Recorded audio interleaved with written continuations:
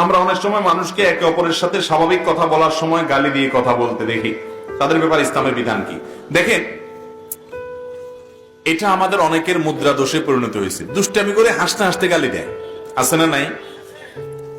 যুবকদের মধ্যে এই রোগটা আজকাল প্রকট আকারে দেখা দিয়েছে যে এক দোস্ত আরেক দোস্তের সাথে আলাপ সালাপ করছে, রসিকতা করছে, রসিকতা করতে করতে অমুকের বাচ্চা তমুকের বাচ্চা বলে গালি দিয়ে ফেলতেছে।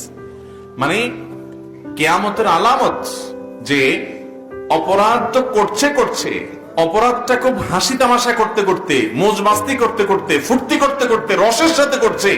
অপরাধ যদি কেউ করে, অপরাধ বোধ যদি তার মধ্যে থাকে যে আমি অন্যায় করছি, লজ্জা যদি থাকে, তাহলে আল্লাহর কাছ থেকে ক্ষমার আশা করা যায়। কিন্তু অপরাধ করছেন, আপনার হুঁশ নাই, আপনার দিশ নাই, আপনি অপরাধ করছেন মজ মাস্তি করতে করতে, এটা খুব ডেঞ্জারাস একটা সাইন। এই অপরাধ থেকে তো তওবা নসিব হবে না। আপনি যদি এটাকে গুনাহ মনে করেন তাহলে তো তওবা করতে পারবেন। হাসতে হাসতে অপরাধ করছেন। গালিগালাজ করে কথা বলা এটা কোনো মুসলমানের জন্য জায়েজ নাই।